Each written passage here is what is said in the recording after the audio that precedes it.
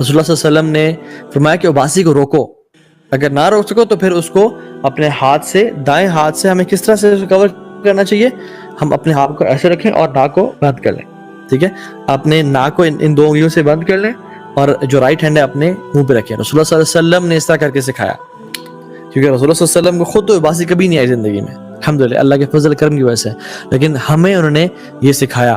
اور اباسی کس کی نشانی ہے؟ سستی، لیزینس کی نشانی ہے۔